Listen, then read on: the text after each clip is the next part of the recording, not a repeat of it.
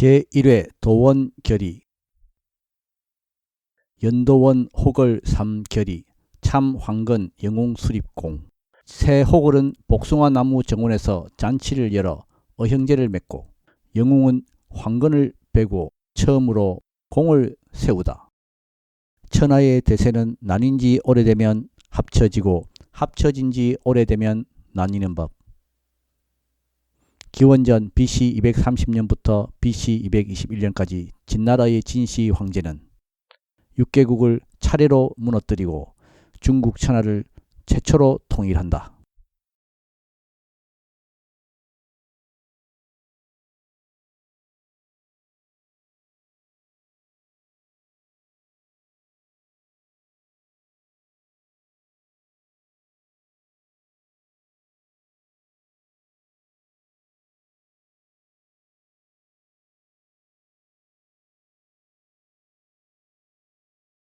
진나라도 진시 황이 죽은 후 내분으로 약해지더니 기원전 206년 서초를 세운 항우와 한중왕이 된 유방에 의해 멸망한다.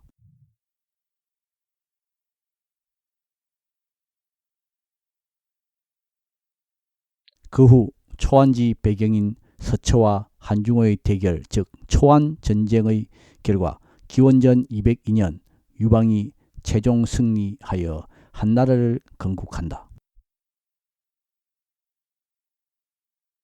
참고 초안전쟁은 서초의 뒷글자 초와 한중의 앞글자 한 두 나라의 전쟁이다. 한나라 이름은 한중왕이었던 유방이 한중의 한에서 따왔고 서초는 항우의 조국인 초나라가 원래 중국의 서쪽에 있어 지은 나라 이름이다. 기원전 BC 202년 유방은 항우를 물리치고 수도를 한중에서 장안으로 옮기고 국호도 한으로 바꾼다. 장안은 현재 서안의 옛 명칭이다. 한나라는 서기 25년 위태롭던 나라를 구해 후한을 건국한 후한 광무제가 새롭게 국가를 세운다는 의미에서 다시 수도를 장안에서 옛날 주나라의 수도 낙양으로 옮긴다. 그러나 400년 넘게 이어가던 한나라도 멸망했던 다른 나라들처럼 정치 타락으로 멸망한다.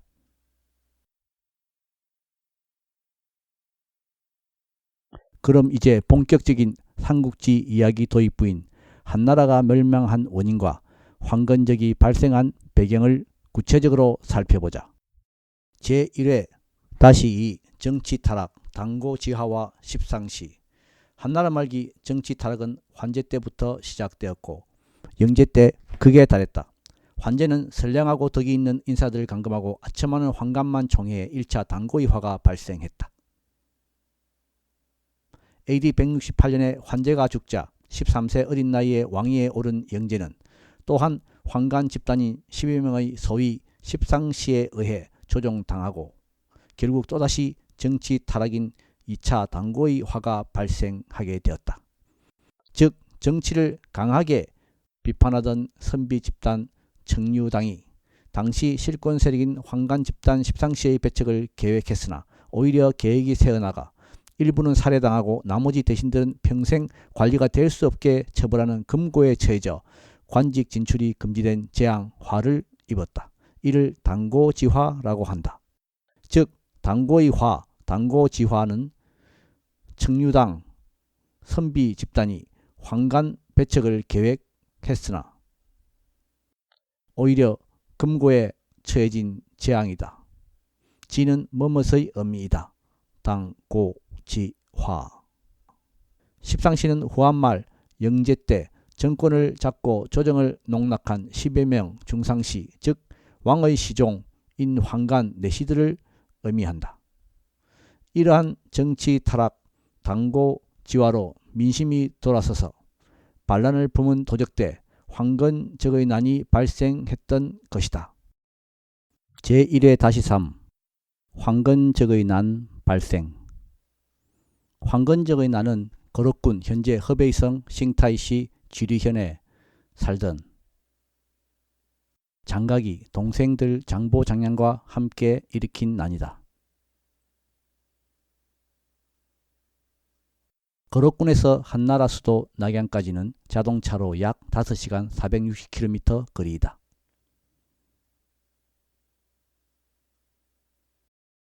장각은 과거 급제를 못해 돌을 닦던 중에 기이한 노인을 만나 태평요술책을 전해받고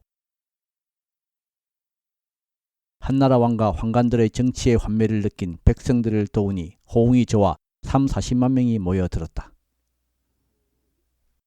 이에 장각은 184년 한나라를 무너뜨릴 계획을 세운다. 장각은 창천이사 황천 당립의 깃발을 높이 들고 세력을 확대했다. 창은 푸를 창으로 창천은 푸른 하늘의 의미로서 당시 한나라 관리와 군대의 옷색이 푸른색이어서 창천은 한나라 조정을 의미하고 이사는 이미 죽었다는 의미이다. 또 황천은 황색띠를 두른 황건적을 말한다. 옛날 태평시대 임금인 황제의 황의 의미로 황제시대를 다시 일으키자는 취지에서 황색을 숭배했다. 그리고 당립은 곧 세운다는 의미이다.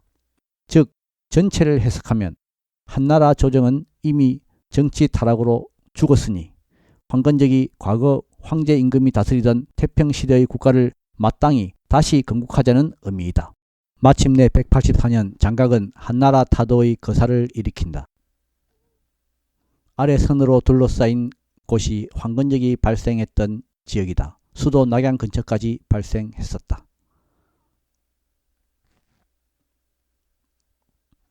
장각은 고향 거록 바로 옆 차로 27분 20km 떨어진 광종, 현 허베이성 싱타이시 광중현으로 난을 확대시켰다. 사실 거록과 광중 사이는 너무 가까워 큰 지도상에는 표시가 어려워 확대해 보아야 한다.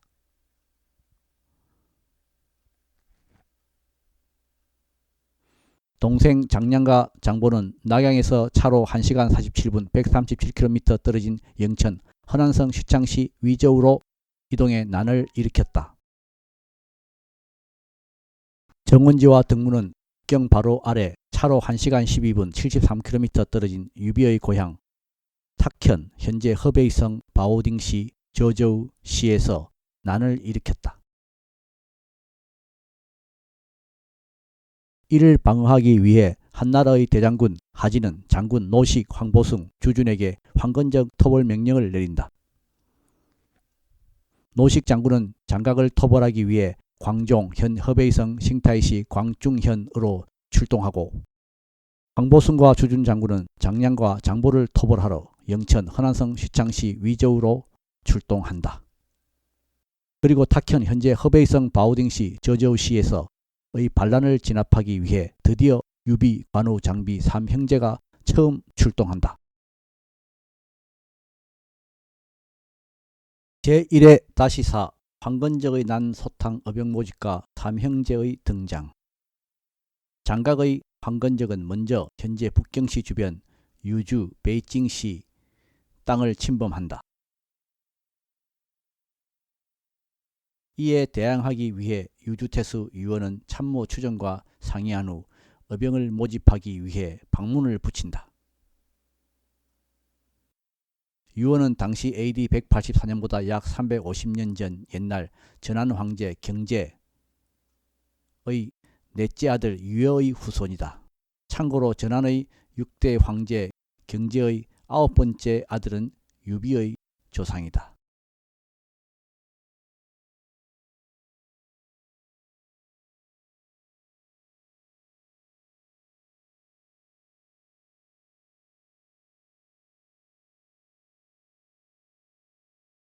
한편 유주도성 북경에서 차로 1시간 12분 73km 떨어진 유비의 고향 탁현 현재 허베이성 바오딩시 저저우시에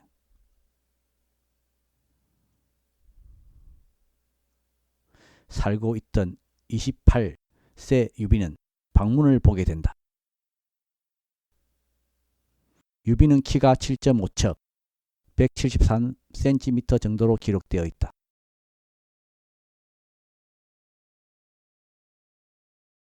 앞에서 본 바와 같이 유비도 유주태수 유원과 마찬가지로 전한 경제의 9번째 아들 유승의 후손이다. 즉 유원과 유비는 모두 동일 조상이며 전한의 황제였던 경제의 후손인 것이다.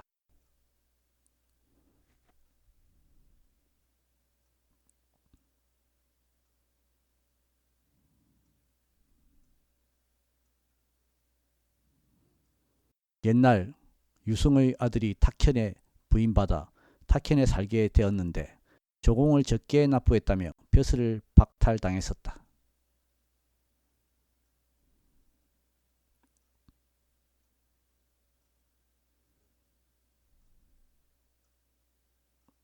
그 이후 유비부친은 하급관리로 지내다 일찍 죽었고 유비는 어머니와 단둘이 생활하고 있었다. 유비는 효성이 지극했고 집신을 삼고 돗자리를 짜서 생계를 이어나갔다.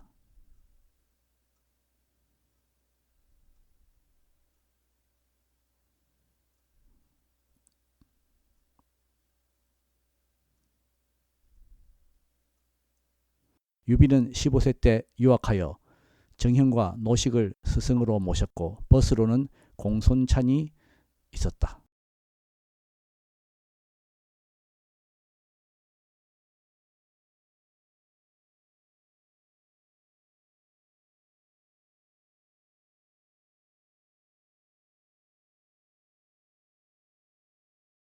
방문을 보던 유비는 황건적 소탕에 힘이 미치지 못함을 한스러워 탄식을 하고 있었다.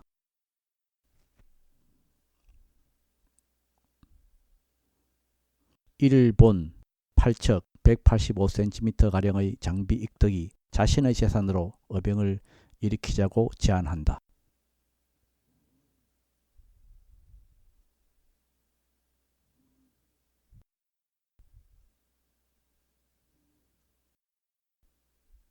장비도 고향이 유비와 같은 탁현으로 재산이 꽤 있었다. 유비와 장비가 주점에서 술을 마시는데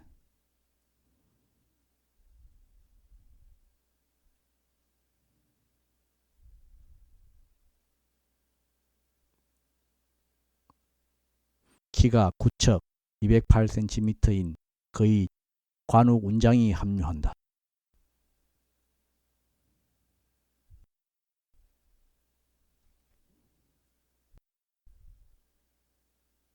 관우는 하동, 해현, 현, 산시성, 윈청시, lin이현 사람이다.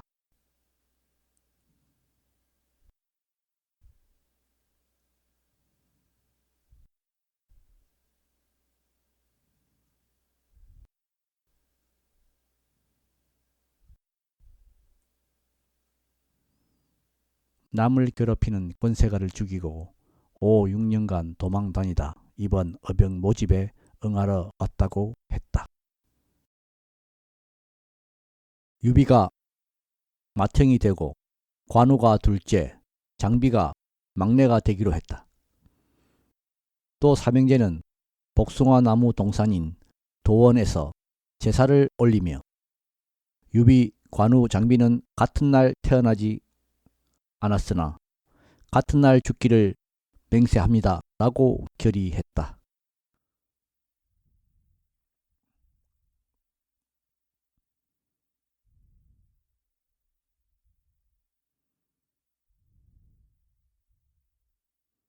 삼형제는 마을 용사 300명을 모았으나 돈이 부족했다.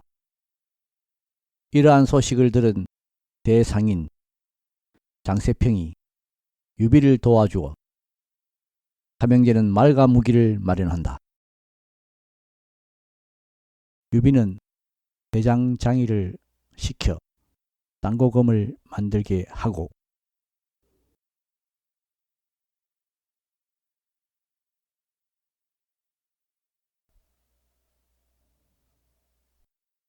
관우는 82군 18kg 청령 언월도를, 장비는 장팔 정간모를 만들게 한다.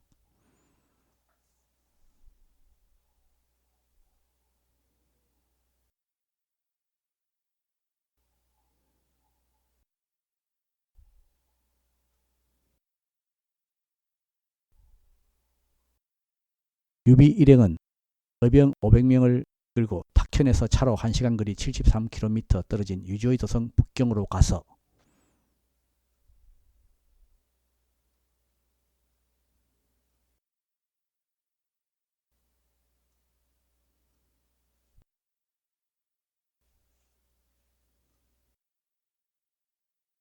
유주태수 유언을 만난다.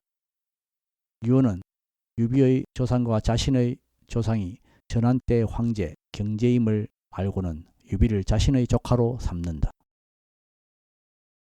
황건적 장군 정원제의 군사 5만이 유비 고향 탁현을 침략했다는 소식을 들은 유주태수 유언은 유비에게 자원병 500명을 이끌고 출동하라는 명령을 내린다.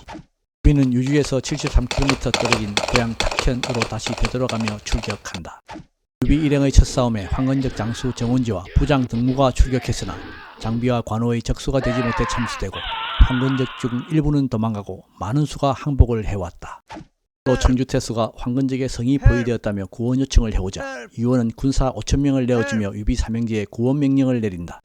유비는 북경에서 약 440km 떨어진 청주도성 임치로 달려간다. 유비는 청주성에 황건적 수가 너무 많아 매복 후 기습 공격으로 적을 물리칠 작전을 세운다. 관우가 1,000명의 병사를 이끌고 오른쪽에 매복하고 장비는 1,000명의 병사로 왼쪽에 매복했다. 먼저 유비가 정면에서 밀고 들어갔다. 유비는 적당히 싸우다 후퇴했고 이를 따라온 황건적을 관우와 장비 부대가 화살과 기습 공격으로 참살했다. 청주성 임치에서 승리한 유비는 옛 스승 노식 장군이 광종에서 황건적 우두머리 장갑과 전투 중이라는 소식을 듣고는 노식 장군을 도우러 광군 5,000명은 유주성으로 돌려보내고 자신의 병사 500명만 데리고 임치에서 광종으로 출동한다. 그러나 노식 장군은 유비에게 광종 전투는 밀리지 않으니 영천에서 장각의 두 동생 장량 장보와 전투 중인 황보승 주준을 구원하라고 요청한다. 다시 유비 일행은 광종에서 영천으로 441km를 이동한다. 유비 군대가 영천으로 이동 중에 황건적은 이미 43km 떨어진 장사로 후퇴한 상태였다.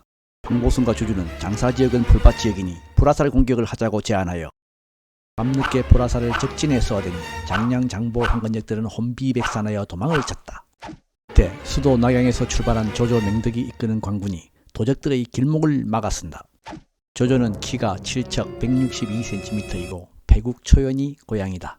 조승은 본래 성이 하우시였는데 십상시 중 한 명인 황간 조등의 양자로 들어가서 조씨로 성을 바꿨다. 따라서 나중에 등장하는 자신의 눈알을 삼킨 것으로 유명한 하우동과 조조는 형제뻘이 된다. 조조가 어릴 때 빈둥거리며 놀자 이것을 본 조조의 숙부는 조조 아버지 조승에게 일러바쳐 조조는 조승에게 매를 맞는다. 이에 앙심을 품은 조조는 갑자기 숙부 앞에서 중풍에 걸린 진명을 한다. 이를 본 숙부는 역시 조승에게 알린다. 조조는 조승에게 병이 없는데 숙부가 뒤집어 씌운 것이라고 말하고는 그 후 거리낌없이 행동한다. 한때 관상을 잘 보는 허소는 조조를 보고 태평성세 시대에는 뛰어난 재주로 노련한 신하이나 어지러운 세상인 난세에는 간사한 영웅이 될 것이라고 예언했다. 조조는 20세에 낙양 치안 유지 직책인 남부위와 북부위 중에서 북부위에 임명된다. 조조는 부임 후 문에 몽둥이를 달아놓고 권세 있는 사람도 모두 처벌했다. 벌은 십상시의 한 명인 건석의 숙부가 법을 어기자 조조는 그 숙부를 몽둥이로 때렸다. 이와 같이 조조는 법을 어김없이 집행해 명성을 떨쳤다. 모두 조조를 미워했으나 십상시 조등의 손자라서 해칠 수가 없자 권세가들은 조조를 다른 직책인 동구현 현령으로 청거했다. 현령직에 있던 조조는 황건적의 난이 발생하자 다시 낙양의 황제 경호군 감독인 기도위에 임명되어 조천의 군사를 이끌고 영천 장사전투를 구원하기 위해 투입되었던 것이다. 조조는 마침 장사전투에서 도망가던 장량 장보 황건적 일당의 길목을 막아서서 1만 명을 살해하고는 계속 장량과 장보를 추격한다. 유비 군대가 영천에 도착하기 전 황건적은 이미 도망간 뒤에서 황보승은 유비에게 장량과 장보가 광종 전투 중인 장각에게 간 것으로 보인다며 노식 장군을 도와주라고 요청한다. 이에 유비 군대는 다시 광종으로 이동하게 되고 도중에 낙양으로 함거에 압송 중인 노식 장군을 보게 된다. 노식은 조정에서 보낸 감찰관에 뇌물을 주지 않았다고 참소를 당해 쫓겨나고 대신 동탁을 광종으로 보내 전투를 지휘하게 했다고 말한다. 이 말을 들은 장비는 화를 내며 군사를 죽이고 노식을 구하려 하자 유비는 조정에도 공정하게 언언하는 관리들이 있을 테니 경솔히 행동하지 말라며 말린다. 관우가 광종 전투 지휘관이 노식 장군이 아니면 우리가 의지를 할 수 없으니 고향으로 돌아가자고 제안하여 유비 군대는 고향 탁현으로 돌아가고 있었다. 도중에 유비 군대는 동탁 군대가 장각에게 쫓기고 있는 것을 목격하고는 장각 군대를 물리치고 동탁을 구한다. 동탁이 유비에게 관직을 묻자 유비는 관직 없는 평민이라 대답하니 동탁은 유비를 아래로 깔본다. 이 말을 들은 장비는 화를 내며 칼로 동탁을 죽이려고 한다.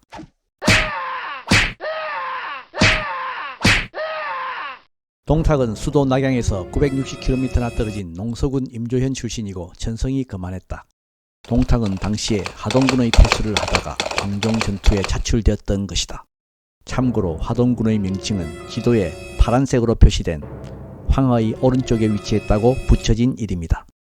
유비가 푸대접을 받자 장비는 동탁을 죽이려 했으나 유비와 관우가 급히 제지하며 조정이 임명한 관리는 함부로 죽이면 안 된다고 다 이른다. 장비는 동탁의 부하가 되어 동탁의 명령은 들을 수가 없다며 떠나겠다고 말한다. 이에 유비는 우리 삼형제는 생사를 함께 하기로 맹세했으므로 같이 떠나자 고 말하고 유비 형제는 주준 장군의 군대에 합류하기로 결정한다. 주준 장군은 삼형제를 후하게 대접하며 함께 장보를 토벌할 계획을 세운다. 한편 조조는 황보숭을 따라 장령을 토벌하러 광종에서 172km 북쪽에 위치한 곡양에서 치열하게 전투 중이었다. 장보 군대는 8, 9만이었고 산 뒤쪽에 주둔했고 유비 군대가 선봉에 서서 대적했다. 장보는 부당 고승을 출전시켰고 유비는 장비를 출전시켰는데 고승은 장비의 장팔 3호에 몇 탑 안 되어 참살되었다. 장보는 마루에서 머리를 풀어 헤치고는 요술을 부렸다. 그러자 광풍이 한바탕 불고 천둥이 치며 하늘로부터 검은 인마가 수없이 쏟아져 주준 군대의 병사들은 어지러워하며 패했다. 주준은 돼지, 양, 개 피를 준비해 산봉우리에 매복 후 산비탈에서 피를 뿌리면 요술이 제거될 것이라고 제안했다. 이러한 제안을 실행하자 요술이 제거되어 장보 군대는 퇴각한다. 유비는 장보를 추격해 장보의 왼팔을 맞췄다.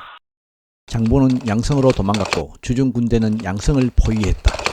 한편 황보승이 대승을 거두자 조정은 여러 차례 패한 동탁 대신에 황보승에게 장각을 공격하는 명령을 내렸고 황보승은 조조와 함께 곡양으로 출동했었다.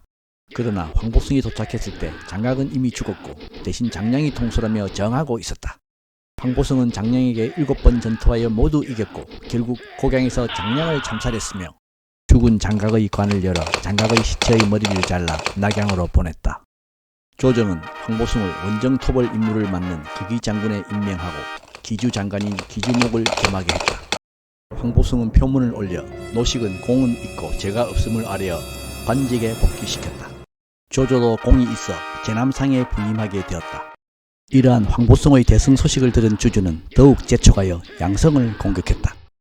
황건적 적장 엄정은 형세가 불리해지자 장보를 죽여 머리를 바치며 투항한다. 주준도 승리의 표문을 조정에 올린다. 황건적 잔당인 조홍, 한충, 손중의 수만 명이 장각의 복수를 위해 약탈을 한다는 소식을 들은 주준은 이들을 토벌하기 위해 출정한다. 건적은 완성을 점거하고 주준 군대에 대항하려 조홍과 한충이 출전한다. 주준은 유비, 관우, 장비를 출동시켜 완성 서남쪽 모퉁이를 공격해 한충에 대항하게 한다. 그리고 주준은 직접 철기병 2000명으로 동북쪽을 공격한다. 서남쪽의 도적들은 유비 군대에 대패하고 성 안으로 들어간다. 주준 군대가 성을 포위하여 성 안의 양식이 떨어지자 한충은 주준에게 사람을 보내 투항 의사를 보이지만 주준은 이를 거절한다. 유비는 옛날 유방이 천하를 얻을 때는 대개 항복을 권유하고 받아들였다고 주준에 말한다. 주준은 그것도 한때이며 이것도 한때다 라며 유비의 제안을 거절한다. 유비는 황건적도 항복을 거부당하면 죽을 각오로 싸울 것이니 성의 한쪽의 포위를 풀고 서북쪽만 공격하면 탈출이 가능함을 알고 전투 의지가 꺾여 우리가 승리할 것이라고 제안하고 이는 받아들여져 실행된다.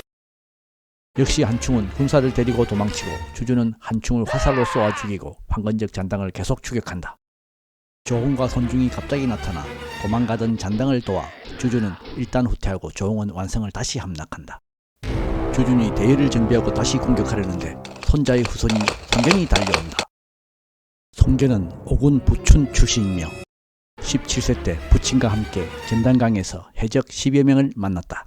그때 송견은 언덕 위에서 칼을 들고 큰 소리로 마치 사람을 부르며 지휘하는 신용을 하여 해적들이 광군이 도착하는 것으로 여겨 도망을 갔고 송견은 이를 추격해 한 명을 죽이고 교유에 청거되었다.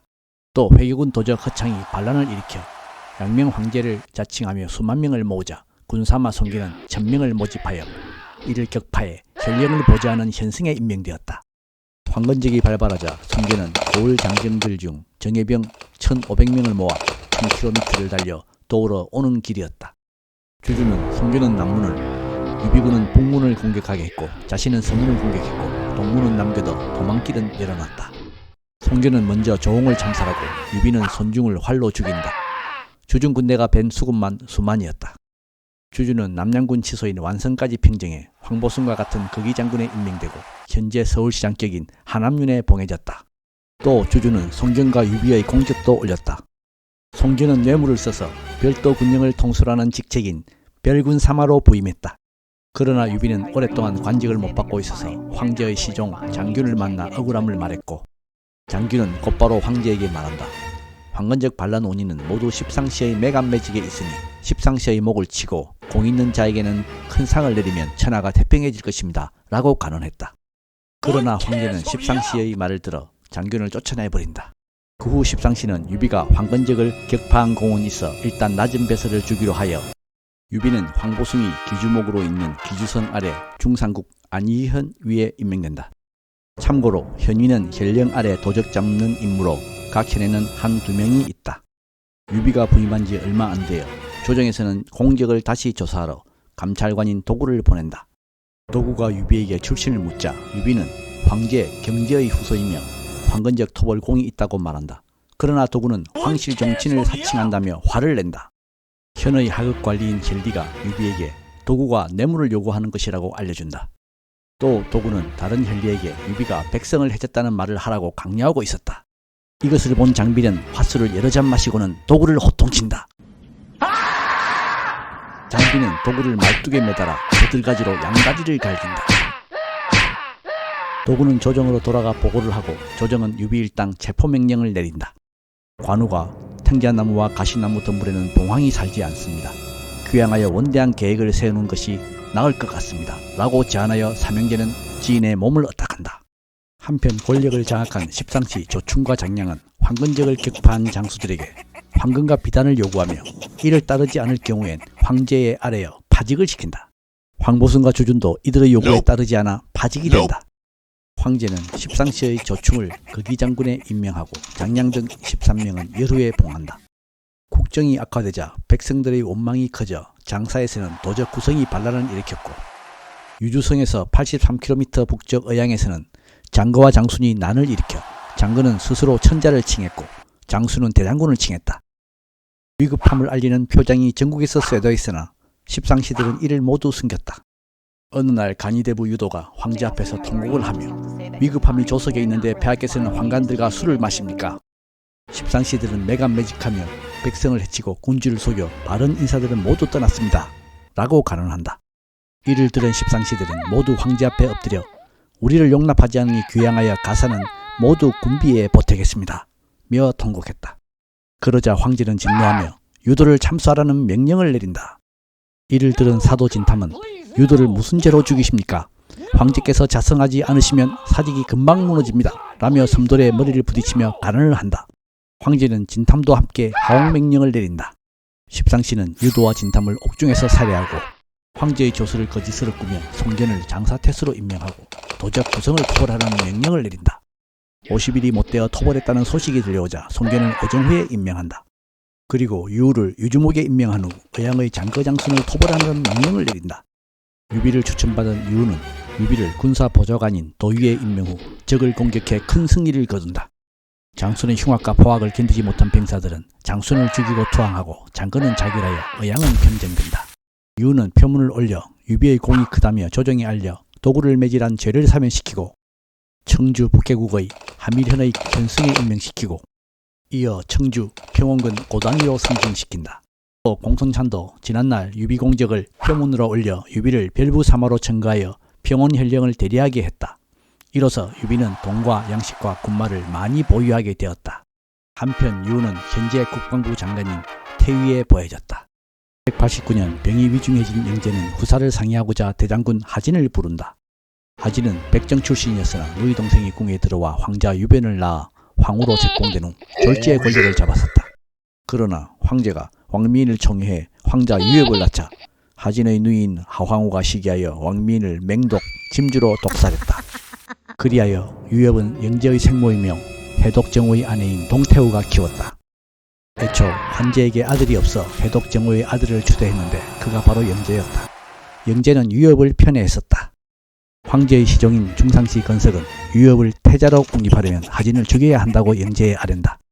하진이 황제의 부름으로 입궁하자 사마 반은이 하진에게 건석이 공을 살해하려 합니다 라고 말하자 하진은 되돌아가 환관들을 살해할 논의를 한다. 전군교의 조조는 하진에게 환관 세력은 조정의 만년에 있어 기밀을 못 지키면 멸족의 화를 당할 것이므로 조심해야 합니다 라고 간언한다. 하진은 조조에게 젊은 놈이 어찌 조정의 대사를 알겠느냐 라며 꾸짖는다. 그때 반은이 와서 황제가 이미 붕어했는데 십상시들이 발표는 안하고 조서를 거짓으로 꾸며 하진 국구를 입궁시켜 제거 후 유협을 옹립하려고 합니다 라고 알린다.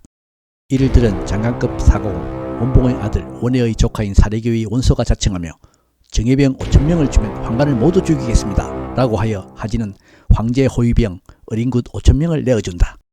하진은 대신 30명을 거느리고 원소를 뒤따라 입궁한 후 유변을 황제의 자리로 모신다. 원소가 건석을 잡으려 입궁하자 건석은 도망치다가 중상시 곽승에게 살해당한다.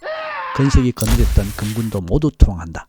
십상시 장량은 하태후에게 대장군을 모함한 계략은 건석 홀로 한 것입니다 라고 애원한다.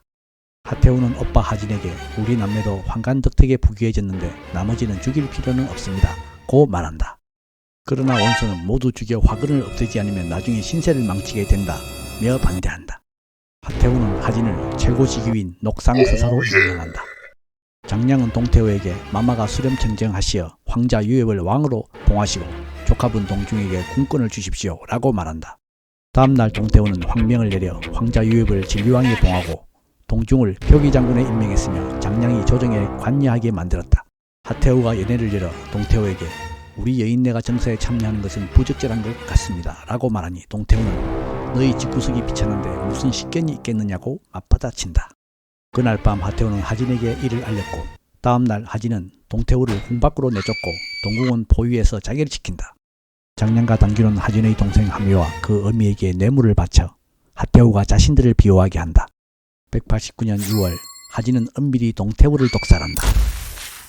원소는 하진에게 장량이 동태후 독살 관련 소문을 내고 있으니 지금 안 죽이면 위험합니다 라고 말하나 하진은 나중에 상의하자고 말한다.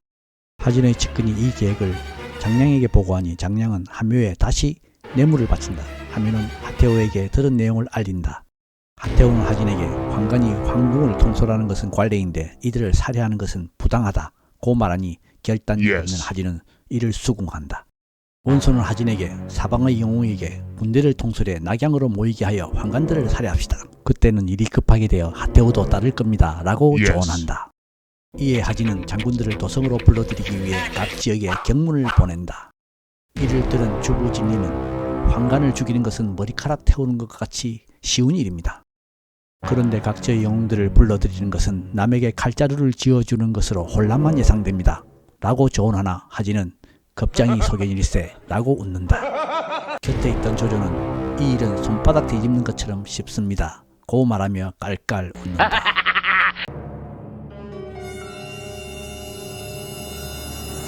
조조는 하진에게 원형인 황관만 제거하면 충분한데 어저께 도성 밖의 군사를 부르는 것은 필요하지 않습니다. 틀림없이 실패할 것으로 생각됩니다 고 말합니다. 이에 하진은 조조에게 혹시 맹덕 너도 쿠데타 생각을 하는 것이 아니냐 고 묻습니다. 이를 들은 조조는 혼잣말로 천하를 어지럽힐 자는 바로 하진이 될 것이다 고 중얼거립니다. 한편 조정에서는 동탁에 대해 황건적을 격파한 공적이 없음에 대해 죄를 논의하려는데 동탁은 십상시에 뇌물을 주어 오히려 변방을 방위하는 전장군 태양후에 임명됩니다. 이후 서주의 대군 20만을 통솔하게 되어 황제의 보위를 찬탈할 야심을 품고 있었습니다. 동탁은 하진이 보낸 조서를 받고는 사위 중랑장 우보에게 섬서성을 지키게 명령을 하고는 이각, 곽사, 장제, 번조를 인솔하여 낙양으로 출발합니다. 동탁의 사위이며 모사인 이유가 명분이 정당하여야 대사를 도모할 수 있습니다 라고 간언을 하여 동탁은 다음과 같은 표문을 보냅니다. 십상시 제거를 위해 낙양에 들어갑니다. 한편 시어사 정태가 하진에게 동탁 승냥이는 이리와 같이 흉악무도하여 도성의 사람을 잡아먹을 겁니다. 고 말하나 하진은 오히려 자네는 의심이 많아 큰일을 도모할 수가 없구나 라고 야단을 칩니다. 노식도 동탁이 잔혹하여 입궁시에 환란이 예상된다 고 간언하나 이 역시 하진은 무시합니다. 이를 들은 정태와 노식은 관직을 버리고 떠납니다. 이와 같이 조정의 대신 중 태반이 떠납니다. 동탁이 민지에 도착하자 하진은 사람을 보내 영접하게 했는데 동탁의 군대는 민지에 주둔한 후 한동안 움직이지 않습니다. 동탁이 도착한 것을 안 장량은 망나니 50명을 장락군 가덕문에 매복시키고는 하태우에게 하진이 가짜조서를 꾸며 지방의 군사를 입궁시켜 저희를 죽이려 하니 구원 바랍니다 라고 애원합니다.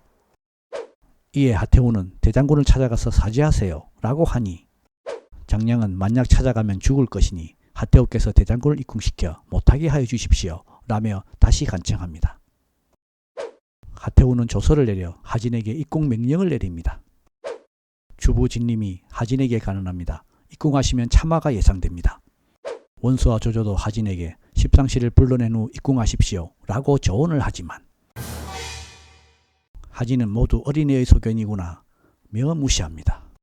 원수는 그럼 군사로 호위해 드리겠습니다 라고 말을 한 후 원수와 조조는 각자의 군사 500명씩을 선발해 원수의 아우 원술에게 통솔하게 합니다. Yes.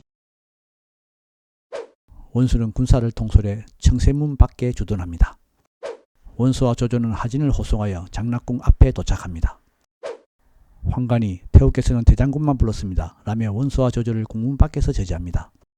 하진이 혼자서 가덕전 정문에 도착하니 장량과 단교의 군사가 포위하였고 장량이 비천한 백정놈이라고 꾸짖으며 매복시킨 망나니로 하여금 하진을 참살합니다. 장량은 하진의 수급을 담장 밖으로 던지며 하진이 역모를 꿉니다 참살되었다. 하진의 협박에 못 이겼다는 자는 용서한다 며 소리칩니다. 이에 원수는 진노하였고 하진의 부장 오광은 청세문 밖에 불을 지릅니다. 원술, 원소, 조조는 들이닥쳐 황관을 모두 살해하고 십상시, 조충, 정광, 하운, 곽승을 참살합니다. 장량, 단규, 조절, 후람은 하태우와 태자, 진료왕을 위협해 궁중 뒷길로 하여 북궁으로 도망을 칩니다. 관직은 버렸으나 아직 낙양에 남아있던 노식이 별난 소식에 궁으로 가서 하태우를 위협하며 도망가는 단규에게 역정놈이라고 소리치자 단규는 도망가고 노식은 하태우를 구합니다. 오광은 함유가 황관과 공모해 하진을 살해했다고 소리치며 함유를 참살합니다. 조조는 하태우에게 대리로 대사를 돌보도록 요청 후 장량을 추격해 붙잡고 영제아들 소제 유변을 찾도록 명령합니다. 장량과 단규는 소제와 진료왕을 위협해 밤중에 낙양성 북쪽에 있는 북망산에 도착합니다. 밤 11시경 한남 중부의 민공이 역정놈들이라고 소리치자 장량은 강물에 뛰어들어 자살을 합니다. 황제와 진료왕은 강변의 잡초 속에서 새벽 5시까지 엎드려 웁니다. 이후 진료왕은 살 길을 찾읍시다 며 길을 찾았고 아침 7시경 농장의 주인이 이들을 발견합니다. 민공은 단규를 추격해 참살했고 머리를 말목에 걸은 후 황제를 찾아나서 드디어 황제를 만납니다. 민공이 황제와 진료왕을 모시고 도성으로 가는 도중에 사도 왕윤, 태유 양표, 자궁교의 순의견, 후궁교의 보신, 사례교의 원소와 만납니다. 먼저 사람을 도성에 보내 단교의 수급을 도성에 효시하여 백성들에게 보입니다. 황제 일행은 도성으로 가는 도중에 동탁의 대군을 만납니다. 이때 동탁이 원소에게 황제를 보호하기 위해 출동했다고 말하니 진류왕이 천자가 계신데 말에서 내리지 않는가 라고 동탁에 말합니다. 동탁은 말에서 내려 절을 올립니다. 동탁은 대화 중에 진류왕이 말 실수가 없어 황제를 폐립 후 진류왕을 옹립하려는 뜻을 품습니다. 동탁은 진류왕이 자신과 같은 성씨인 동태호에 의해 양육되어 진류왕을 옹립하려는 생각도 있었습니다. 동탁은 궁에서 황희 이양에 필요한 전국 옥새를 찾았으나 보이지 않았습니다. 동탁은 매일 철갑을 두른 기병을 성으로 데려와 거리에서 날뛰게 하며 백성들을 불안하게 합니다. 또 동탁은 궁정 출입을 마음대로 합니다. 후궁귀의 포신이 원소에게 동탁이 다른 마음을 품고 있으니 제거해야 합니다 라고 말하나 원소는 조정이 안정화되어 가니 가볍게 행동할 수 없소 라고 말합니다. 이에 포신은 왕륜을 만나 말해보지만 왕륜도 차차 상의합시다 라고 말하자 포신은 태산으로 가버립니다. 이유가 동탁에게 조정의 주인이 없어 빨리 거사를 일으켜야 하니 내일 온명원에 백관을 소집 후 배립을 알리고 반대하는 자는 참수해야 합니다 라고 말하니 동탁은 연회에 고위 관리들을 초청합니다. 동탁은 관리들에게 황제는 나약하고 진류왕이 총명하니 배립하고자 합니다 라며 말하니 집구모 정원은 진노하며 반대합니다. 이에 동탁은 정원을 참살하려다 정원의 뒤에 방천 화극을 진 여포를 보고는 멈춥니다. 이유가 술자리에서 언론이 불가하니 내일 도당에서 공론을 벌입시다 고 제안하여 일단 정원은 자리를 떠납니다. 노식은 동탁에게 옛날 상나라의 왕 태갑이 사리에 밟지 못해 재상 이윤이 태갑을 동궁으로 쫓아내었고 한나라의 왕 창업이 27일 만에 3,000가지 나쁜 짓을 하자 곽강이 태묘에 고하고 폐위를 시켰소. 그러나 지금 황제가 비록 어리나 총명하고 과실이 없는데 공은 지방의 자사로서 평소 국정에 참여함이 없었고 이윤이나 곽광처럼 탁월한 재능도 없으면서 어찌 폐립을 주장하시오? 라고 소리칩니다. 이를 들은 동탁이 진노하며 노식을 죽이려 하자 시중 채홍 등이 노식은 명망이 높아 죽이면 천하가 놀랄까 두렵습니다 라고 말해 동탁은 멈췄고 왕륜이 폐립의 일은 시중에 상의할 일이 아니니 다른 날 언론합시다 고 말해 모두 흩어집니다. 이튿날 정원이 성 밖에서 싸움을 걸어와 동탁은 이유와 함께 맞섭니다. 정원은 욕설을 하며 십상시로 인해 백성이 도탄에 빠졌는데 내 놈은 공적도 없으면서 감히 폐렵을 짓거리냐 고 동탁을 호통칩니다. 여포가 나는 듯이 달려들어 공격을 하니 동탁이 놀라 달아난 후 부하들과 상의를 하며 동탁은 여포와 같은 비범한 장수를 얻으면 천하에 무엇이 두려우랴 며 부러워합니다. 호붕 중랑장 이숙이 여포와 같은 고향입니다. 여포는 용맹하나 꾀가 없고 이익 앞에서는 어리를 저버리는 인물이니 제가 여포를 포섭하겠습니다 고 말합니다. 또 이숙은 주공께서는 하루에 천리를 간다는 적토마와 황금과 진주를 주시면 됩니다 고 제안합니다. 며칠 후 이숙은 여포를 만나 아우님 별거 없으셨소? 고 말하니 여포는 인사를 합니다. 이숙은 여포에게 동탁 어른께서 말씀하시어 하루에 천리를 달리고 물 건너고 산 오르기를 평지 걷듯 하는 적토마와 보물을 가져왔어 라고 말한 후 선물을 보여주니 여포는 기뻐하며 감사의 말을 하며 정원의 밑에 있는 것은 어쩔 수 없이 있는 것입니다 고 말합니다. 이를 들은 이숙은 아우님은 하늘을 들고 바다를 움직일 재주가 있어 좋은 새는 나무를 골라 둥지를 틀고 현명한 신하는 주인을 가려 섬깁니다. 동탁 장군께서는 품성이 고상하시어 인재를 존중하여 상부를 분명히 하시니 함께하면 대업을 이룰 것이오 라고 말합니다. 여포는 동탁 어른을 엿보인 정운을 죽여 보답하겠습니다 고 약속합니다. 밤 11시경 여포는 정운을 방문하며 한 칼에 머리를 내리치고 정운이 어질지 못해 내가 죽였다 고 소리칩니다. 이튿날 여포는 정운의 머리를 가지고 동탁을 방문한 후 동탁을 양아버지로 모시기로 맹세합니다.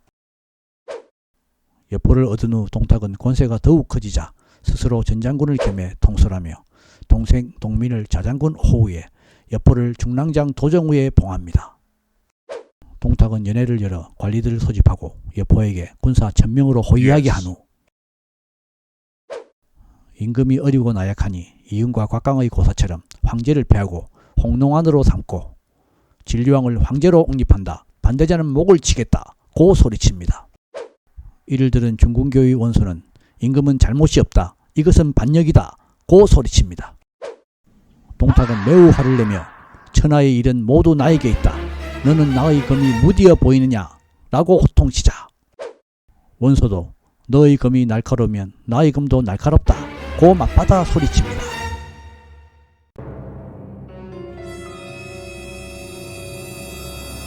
동탁이 원소를 살해하려고 합니다. 이유가 말입니다. 큰일을 결정하기 전에 함부로 사람을 죽이면 안 됩니다. 원소는 관직을 버리고 기지로 떠납니다. 동탁은 태부 원에게 말합니다. 당신의 조카가 무례했으나 당신의 체면을 봐서 용서해 주겠소. 시중주비가 동탁에게 원시 집안은 4대에 걸쳐 은혜를 베풀어 부하들이 천하에 널려있어 원소를 추격하면 변고가 일어날 수 있으니 오히려 원소를 용서한 후 군태수에 임명하면 원소가 기뻐할 것입니다. 라고 조언해 동탁은 원소를 발해태수에 임명합니다. 동탁은 다시 관료들에게 소리칩니다. 천자는 어리석고 나약하고 황태호는 예의가 없으나 진류왕은 공손하니 황제를 폐하여 홍농왕으로 삼고 황태호는 정사에서 물러나고 진류왕을 옹립해야 합니다. 이를 들은 대신정관이 분노하며 적신 동탁이 하늘을 속이는 일을 꾸민다. 고 소리치다가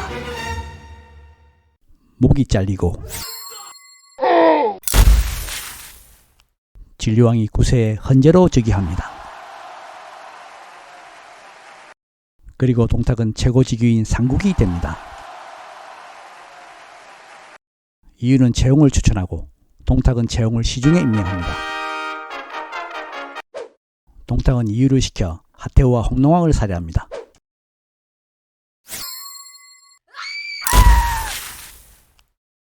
한 번은 동탁이 군사를 이끌고 양성으로 가서 1000여 명의 백성을 살해한 후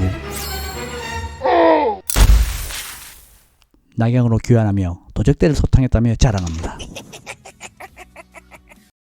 이 말을 들은 월기교의를 통솔하는 장수오부가 분노하며 동탁을 찔렀으나 정떡으로 못 찔렀고 여포가 오부를 참살합니다. 이러한 동탁의 만행을 들은 발해태수 원소가 왕윤에게 밀서를 보내 동탁을 제거하는 일을 추진해 주십시오 라고 요청합니다. 왕윤은 자신의 생일에 공경들을 초대한 후 통곡을 합니다. 동탁이 권력을 휘두르며 탄식이 나옵니다. 도성 방어 임무를 맡은 효기교의 조조는 다음과 같이 말합니다. 울기만 해서는 동탁을 제거하지 못합니다. 제가 동탁을 섬기고 있는 것은 기회를 엿보기 위함입니다. 제가 제거하겠으니 사도 왕윤께서는 칠보들을 내어주십시오. 왕윤은 칠보들을 조조에게 주며 동탁 제거를 부탁합니다. 조조가 동탁을 방문해 보니 동탁은 침상에 앉아있고 여포가 옆에서 시중을 들고 있었습니다. 동탁은 조조에게 왜 늦게 왔느냐 라고 물으니 조조는 말이 허약해서 늦었습니다. 고 말합니다.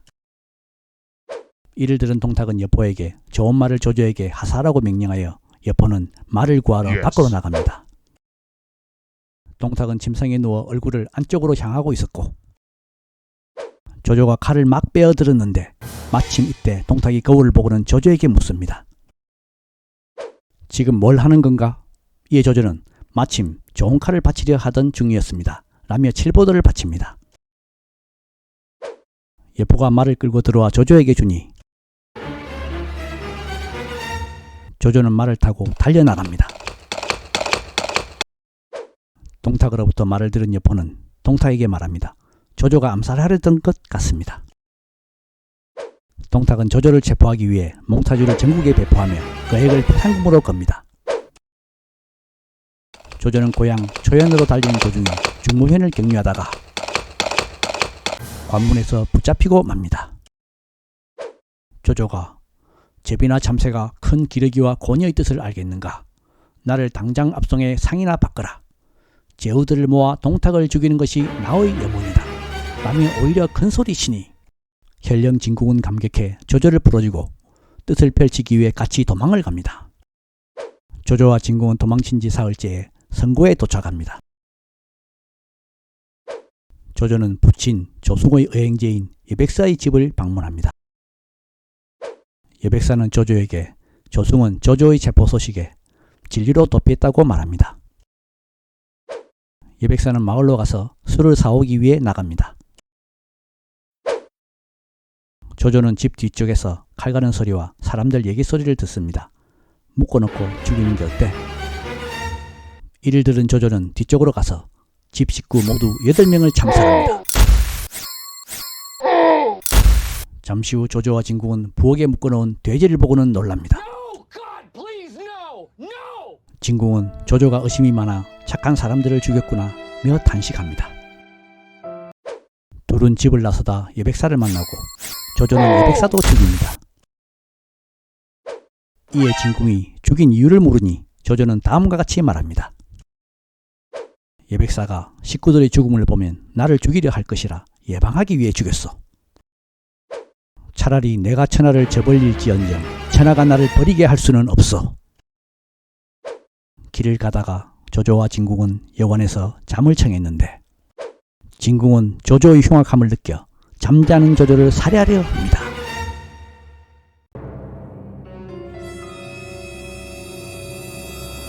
진궁은 나라를 위하는 큰 뜻을 가진 조조를 죽이는 것은 어렵지 못하다고 생각하고 홀로 떠납니다.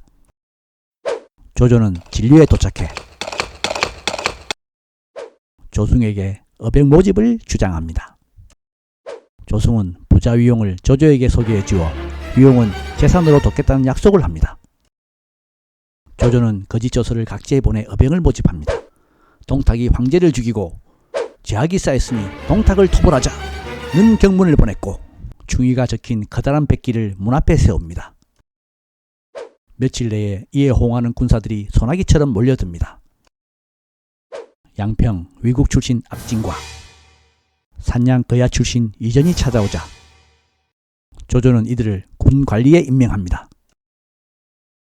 조조의 고향인 배국 초연 출신 하우도는 전한 유방의 친구 하우영의 후손으로 창봉을 익혔었는데 어떤 사람이 스승에게 욕설을 퍼붓자 그를 죽이고 도망 중에 친척 동생 하우영과 함께 각자 1000명씩 거느리고 옵니다. 조조의 부친 조승은 원래 하우씨로 이들은 조조의 형제뻘입니다. 또 다른 조조의 친척인 형제 조인과 조홍도 각 1000명씩 이끌고 옵니다. 부자인 위용도 약속대로 가산을 털어 지원했고 사방에서 양식을 보내는 사람은 부지기수였습니다. 바레테수 원소도 거짓 조서를 보고 군사 3만을 이끌고 바레를 떠나 조조와 동맹을 맺으러 옵니다. 제후들 모두 각각 3만 명 또는 1, 2만 명의 군사를 일으켜 호응을 해왔고 모두 낙양으로 출발합니다. 유비와 함께 공부했던 우부평 태수 공손찬도 1만 5천 명을 거느리고 유비가 현령으로 있는 평원형을 거쳐 유비와 함께 동탁을 토벌하러 옵니다.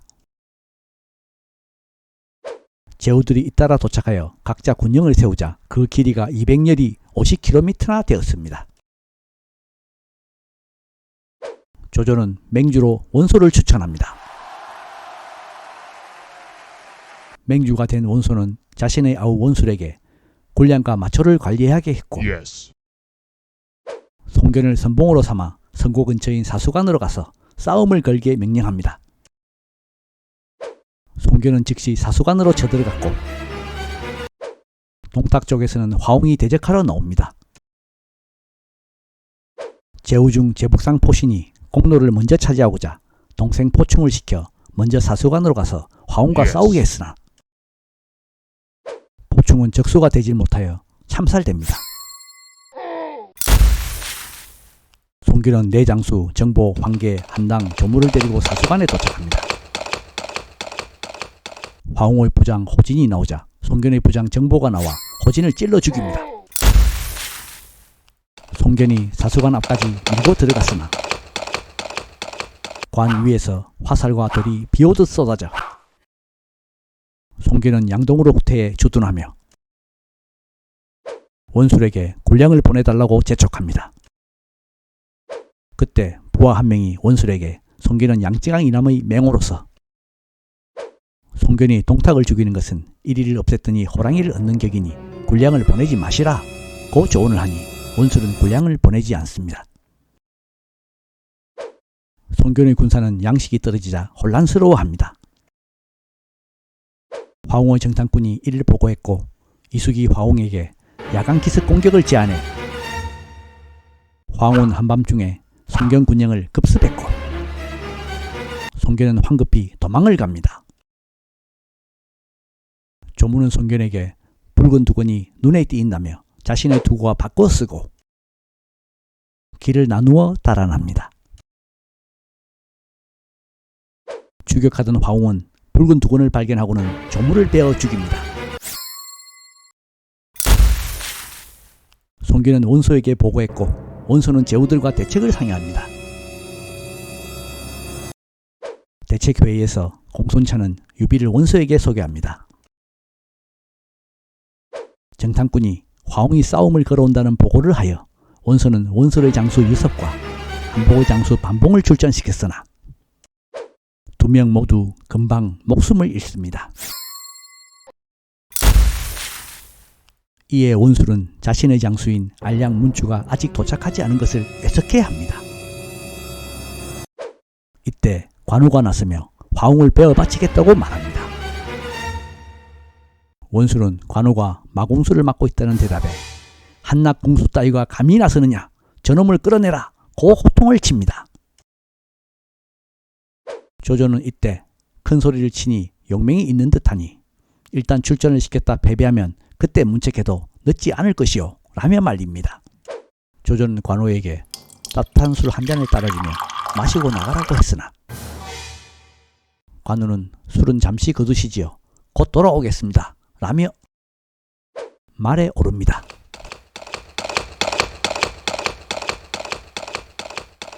잠시 후 돌아온 관우는 화웅의 머리를 땅바닥에 내어 던집니다.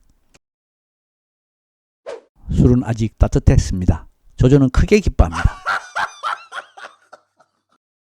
이때 장비가 나서며 크게 소리를 지릅니다. 이제 화웅을 베었으니 즉시 쳐들어가 동탁을 사로잡아야 합니다. 원술은 다시 크게 화를 내며 소리를 지릅니다. 대신들도 조용한데 한낱 졸개가 감히 위험을 과시하는가? 저놈들을 쫓아내거라. 조조가 공이 있는 자인데 상을 줘야지 신분의 귀천만 따지시오 라고 대꾸하니 원술은 일개 힐령 따위를 중히 여긴다면 나는 물러나겠소 라고 대답합니다. 조조는 공손찬에게 잠시 유비, 관우, 장비를 데리고 군영으로 돌아가라 했고 몰래 사람을 시켜 고기와 술을 보내 세 사람을 위로합니다. 한편 화웅이 죽자 동탁은 이유 여포 등과 상의를 합니다.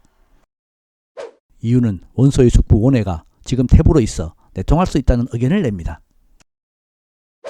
이에 동탁은 원혜를 죽인 후 원혜의 머리를 사수관으로 가져가 군사들에게 보입니다. 동탁은 20만 군사를 일으켜 이각과 곽사에게 5만 명으로 사수관을 지키게만 하고 함부로 싸우지 않도록 명했고 동탁 자신은 직접 15만 명으로 이유, 여포, 번제, 장제 등과 함께 낙양에서 50리 떨어진 호래관을 지키기로 합니다. 그리고 동탁은 여포에게 3만 군사로 호래관 앞에 봉군영을 설치도록 합니다. 참고로 나간중은 사수관과 호래관을 별개의 관으로 묘사하고 있으나 실제는 같은 장소라고 합니다. 정탐병의 소식에 조조는 우리 제후들 병력 절반으로 적에 맞서야 합니다 라고 말합니다. 이에 원소는 왕강, 교모, 포신, 원유, 공룡, 장량, 도겸, 공손찬 등 즉 팔로 제후들에게 호래관으로 가서 맞서게 했고 조조는 뒤에서 지원하기로 합니다. 왕강이 먼저 도착하여 여포와 맞섰지만 왕강의 군대는 대패하고 맙니다. 규모와 원유 군대가 도착하여 왕강을 구하자 여포는 물러납니다. 곧이어 오로의 제후들의 군대도 도착했으나 모두 여포를 대적할 사람이 없다는 말만 나옵니다. 여포가 다시 싸움을 걸어오자 장량의 장수 목숨과 공룡의 장수 무왕군이 나섰으나 역시 패합니다. 이것을 본 공손찬이 직접 나가 싸웠으나 패하여 달아납니다. 여포가 공손찬을 추격하자 장비가 장팔 3호로 맞섰고 50야합을 싸웠으나 승부를 내지 못합니다. 이를 보고 있던 관우도 정령 언을도로 여포를 협공했고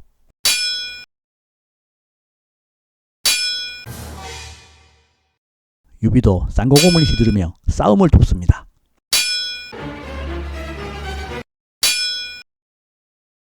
결국 여포는 호래간으로 도망을 갑니다.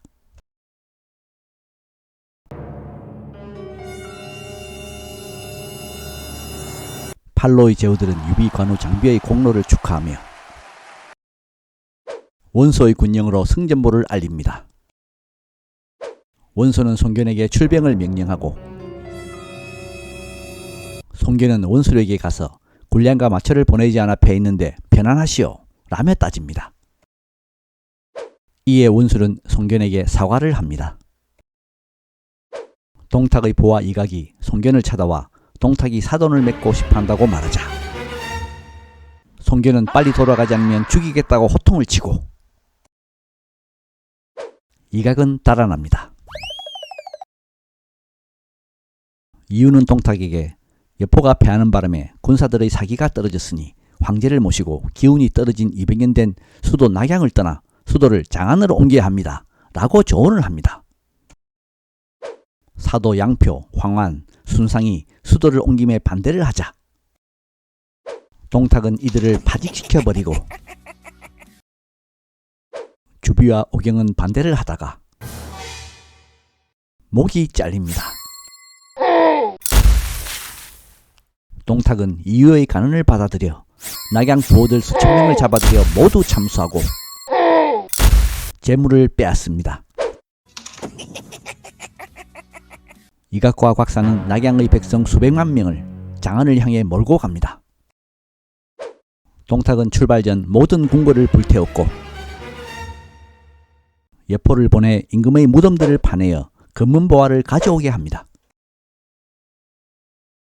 동탁의 장수 조잠은 동탁이 낙양을 떠나자 바로 사수관을 바치고 항복하고 제후들은 사수관으로 들어갑니다.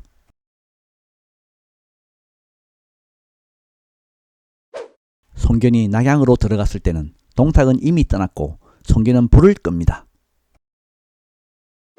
조조는 원소에게 동탁의 무리를 추격해 공격해야 한다고 하나 원소를 비롯한 모든 제후들은 군사가 피곤합니다. 라며 반대합니다. 이에 조조는 크게 성을 내며 이런 못난 놈들과는 함께 일을 할 수가 없구나 라고 탄식한 후 홀로 군사 1만여 명과 하우돈, 하우연, 조인, 조홍, 이전, 악진을 거느리고 동탁을 추격합니다. 동탁이 장안으로 가는 도중 중랑장 서영이 동탁을 영접합니다. 이유는 서영에게 조조의 부대를 지나치게 내버려 두고 나중에 조조의 부대가 여포의 공격으로 후퇴할 때 공격하라고 명령합니다. 동탁은 여포에게 뒤에서 조조의 군대를 저지토록 명령합니다. 하우돈이 여포에게 달려들자 갑자기 왼쪽에서 이각의 부대가 오른쪽에서 곽사의 부대가 달려듭니다. 이에 하우돈은 후퇴를 하고 조조군은 대피하여 도망을 가는데 갑자기 서영의 복병 부대가 나타나고 서영은 활로 조조의 어깨를 명중시켜 조조를 사로잡습니다. 이때 조홍이 갑자기 나타나 조조를 구한 후 천하에 이 홍은 없어도 되지만 공께서는 없어서는 안 됩니다. 라고 말합니다. 조조는 조홍에게 내가 다시 살아난다면 그것은 너의 힘이다. 라고 말합니다. 둘은 강을 만나자 조홍은 조조를 업어 강을 건넙니다. 서영 군대가 계속 추격하지만 하우돈과 하우연이 나타나 서영을 죽이고 조조를 구합니다. 한편 제후들은 낙양에 주둔하고 있었습니다. 송견의 군사 한 명이 우물에서 제왕이 왕위를 물려줄 때 전하는 옥새인 전국새를 발견합니다. 송견의 부하 정보는 송견에게 지금 하늘이 전국새를 공께 주셨으니 틀림없이 황제의 지위에 오르실 것이니 속히 강동으로 돌아가 따로 큰일을 도모하셔야 합니다. 라고 조언합니다. 그러나 이러한 비밀 얘기를 하는 자리에 원소와 같은 고향인 사람이 있어서 그는 원소에게 이 비밀을 알립니다. 이를 모르던 송견은 원소에게 약간의 병이 있어 장사로 돌아가야겠습니다. 라고 말하니 원소는 전국새 때문에 병이 낫는가 보군요. 라고 말합니다.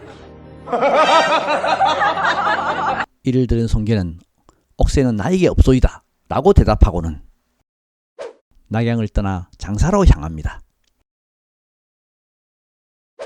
원소는 크게 화를 내며 형주자사 유표에게 편지를 급히 보내 송견의 옥새를 뺏도록 요청합니다. 다음 날 조조가 동탁 군대와 형량에서 싸웠으나 대패하여 돌아왔고 원소는 술자리를 마련해 조조를 위로합니다. 조조가 제후들에게 지금 머뭇거리고 있으니 천하의 기대를 저버렸어 라고 말하나 아무도 대답을 하지 못합니다. 술을 마신 후 조조는 제후들이 각기 다른 마음을 품고 있는 것을 보고는 군사를 이끌고 양주로 떠납니다. 공손찬도 유비에게 원소는 큰일을 할 수 없는 사람이니 우리도 돌아가세 라며 길을 떠나 유비를 평원상에 임명하고 자신은 북평으로 돌아갑니다. 원소도 제후들이 떠나자 자신도 낙양을 떠납니다. 한편 원소의 편지를 본 형주자사 유표는 계월에게 송견의 길을 막게 하고 송견은 포위가 됩니다.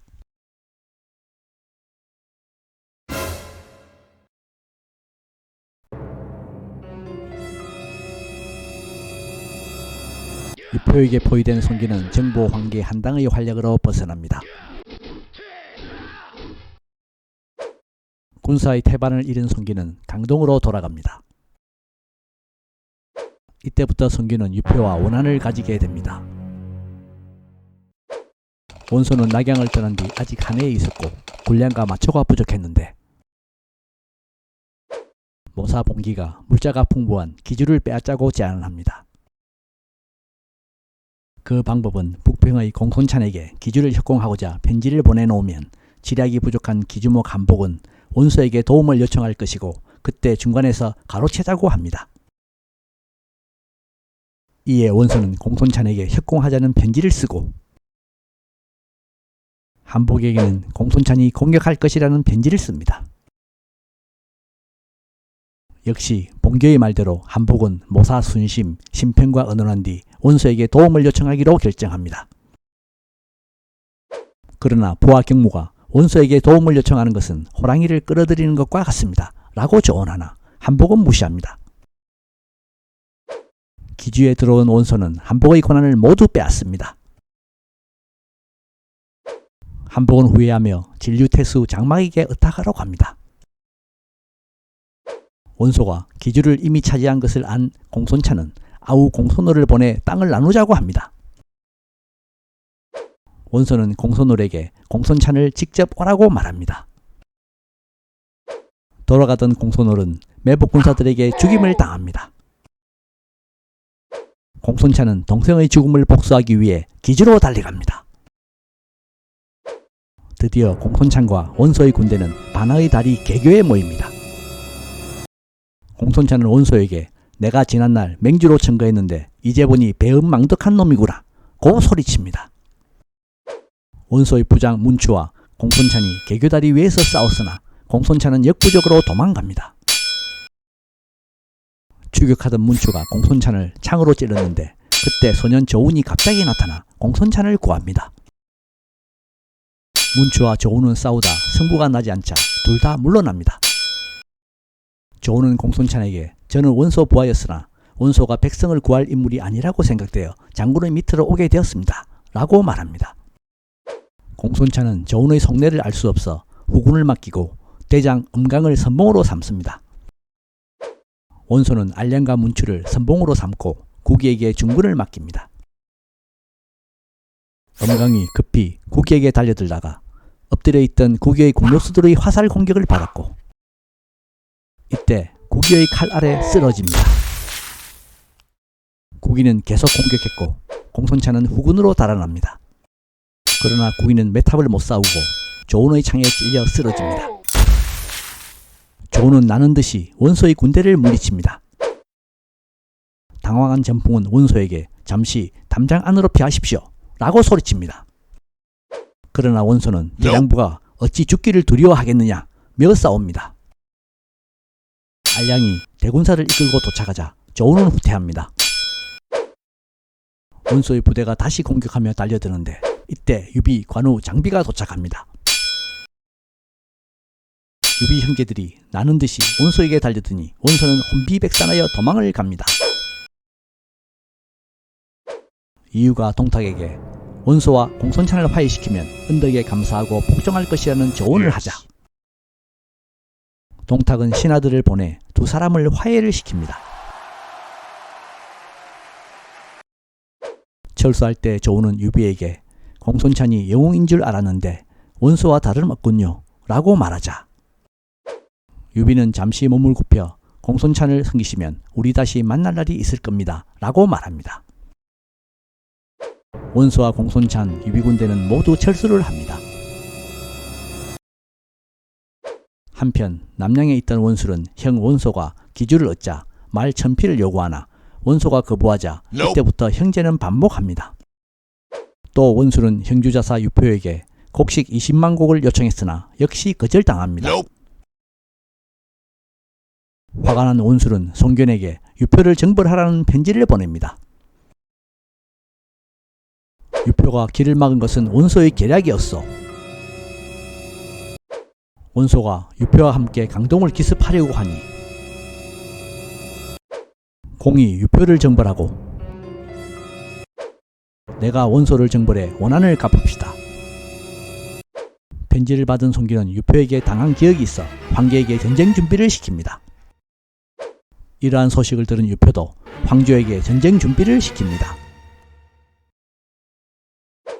송규는 5부인 소생으로 손책, 송권, 손익, 송광 4명의 아들과 5부인 동생인 둘째 부인 소생으로는 아들 손랑, 딸 손인,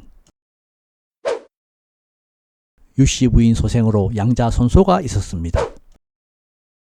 송견의 동생 손정이 송견에게 작은 원한 때문에 대군을 일으키는 것은 옳지 않습니다 라고 조언하나 송견은 듣지 않습니다. 맏아들 손책이 아버지와 함께 가겠습니다 라고 요청하여 송견은 손책과 함께 배에 올라 번성으로 출발합니다.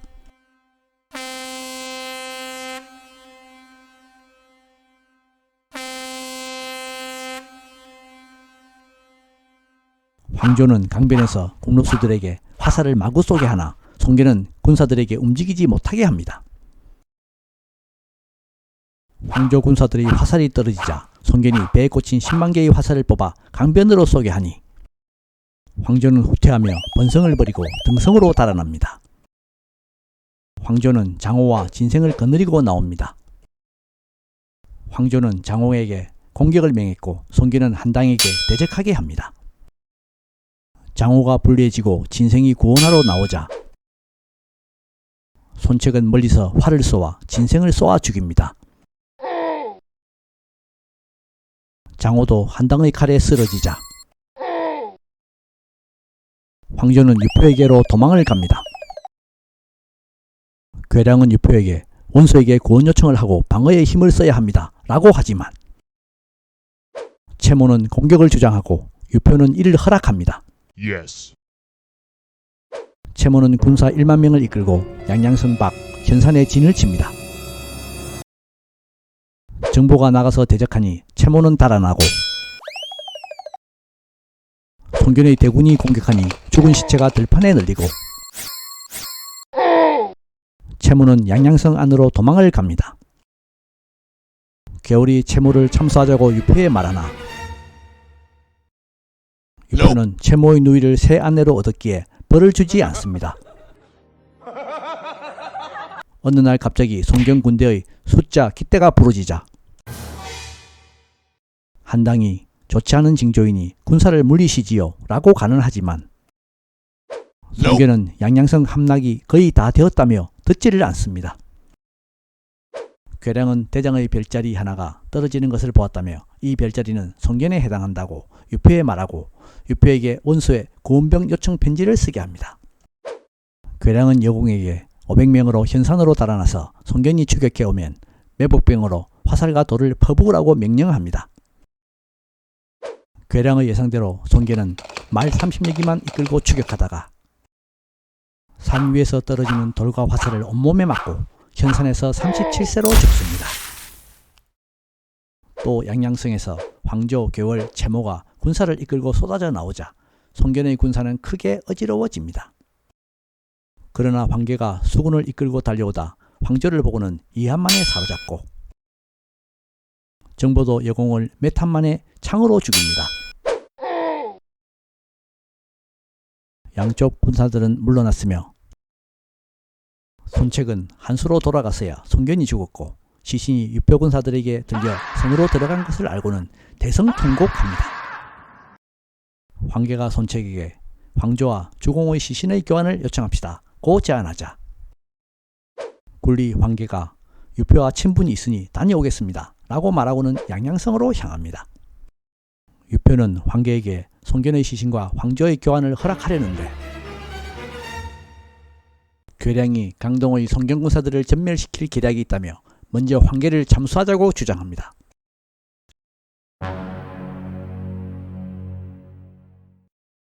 괴량은 송견의 자식들은 아직 어려서 북 한 번만 두드리면 강동을 얻을 수 있다고 조언합니다. 그러나 유표는 황조를 버릴 수는 없다고 말하고는 황조와 송견의 시신을 맞바꿉니다. 손책은 송견의 시신을 고가의 병원에 장사 지내고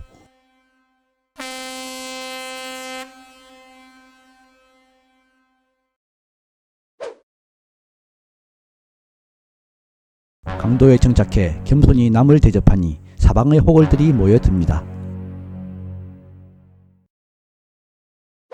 한편 동탁은 더욱 거만하고 난폭해져 스스로 자신을 황제의 아버지란 뜻인 상보라 불렀고 조카 동왕을 시중에 임명해 황제의 친위대인 금군을 통솔하게 합니다. 그리고 동탁은 장안성에서 250리 떨어진 자신이 제후로 있던 태양에 장안과 같은 크기의 궁궐 미호를 25만 명을 동원해 건설합니다. 어느 날 동탁이 여포에게 명하여 사공 장원을 잠수해 머리를 연회에 가져오게 한 후 장원이 원술과 결탁에 나를 해치레해서 죽였어 라며 관리들에게 말합니다. 모든 관리들은 놀라서 자빠집니다. 사도 왕류는 집으로 돌아와 연회에서의 동탁의 행동에 대해 탄식을 합니다. 그때 왕륜이 어려서부터 친딸처럼 대해준 노래하고 춤추는 기생인 16세 초선이 다가옵니다. 초선은 대인의 초조한 모습에 은혜를 조금이라도 갚을 수 있게 해달며 간청을 합니다. 이 말을 들은 왕륜은 초선에게 무릎을 꿇고 부탁을 합니다. 내가 연안계를 써서 너를 먼저 여포에게 시집 보내겠다고 허락한 후에 동탁에게 바치려 한다. 너는 그들 사이에서 기회를 틈타 여포가 동탁을 죽이게 하여 나라를 살리면 모두 너의 힘일 것이다 라고 말합니다. Okay.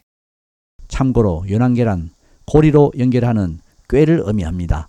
초선을 이용해 동탁과 여포를 이간시킨다는 계략이란 뜻입니다. 다음 날 왕륜은 금관과 보물을 여포에게 보냈고 여포는 감사를 표하러 왕륜의 집으로 옵니다. 왕륜은 천하의 영웅은 오직 장군밖에 없어 장군의 재능을 공경하오 라고 말하며 술잔을 기울입니다. 또 왕륜은 초선을 불러 술을 따르게 한 후 여포에게 첩으로 주겠다고 약속하니 여포는 두 번, 세 번 절하며 돌아갑니다.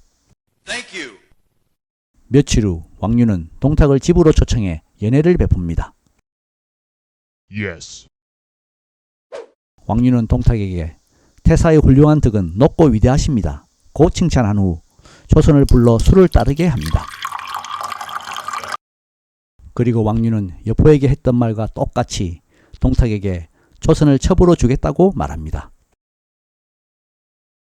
동탁이 거듭 감사해 하자 왕륜은 초선을 수레에 태워 동탁의 처소에 보냅니다. 이러한 소식을 들은 여포는 왕륜에게 달려와 화를 냅니다. 왕륜은 여포에게 동탁이 일방적으로 와서 자신이 초선과 여포를 혼인시키겠다며 데리고 갔다고 설명을 하니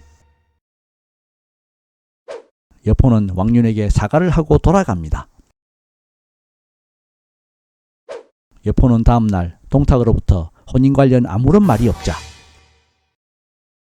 동탁의 하녀들에게 물어보니 간밤에 초선과 함께 주무셨는데 아직 안 일어나셨습니다 라는 대답을 듣습니다. 이를 들은 여포는 동탁의 침실 뒤편으로 가서 엿보니 초선이 눈물을 닦는 것을 보게 되어 여포는 화가 나서 정신이 나가버립니다. 동탁은 초선을 맞이한 후 여색에 빠져 한 달간 정사를 돌보지 않습니다. 하루는 여포가 자신의 침상을 엿보는 것을 본 동탁은 여포를 크게 꾸짖습니다. 감히 나의 애첩을 희롱하느냐? 화가 난 여포는 돌아가다가 이유를 만나 있었던 일을 이야기합니다. 이유는 동탁에게 천하를 취하고자 하시면서 조그만 잘못으로 여포를 꾸짖으십니까? 만일 여포가 변심이라도 한다면 큰일을 그르칠 것입니다. 라고 조언합니다. 이튿날 동탁은 여포를 불러 위로하며 황금과 비단을 하사합니다. 얼마 후 동탁이 조정에 들어갔을 때 여포는 동탁의 집에 가서 초선을 후원 봉의정에서 만납니다. 초선은 몸이 더럽혀져 다시는 여포 장군님을 모실 수 없으니 죽으렵니다. 라고 말하고는 연못으로 뛰어들려 합니다. 이에 여포는 초선을 껴안으며 내가 너를 구해낼 테니 조금만 기다리거라 라고 말하고 돌아가려고 하나 초선은 계속 껴안으며 흐느낍니다. 한편 동탁은 여포가 궁궐에 없는 것을 알고는 급히 자신의 처소로 달려가서 봉의정에서 초선과 여포가 있는 것을 발견합니다. 동탁은 여포에게 크게 호통을 쳤고 여포는 놀라서 달아납니다.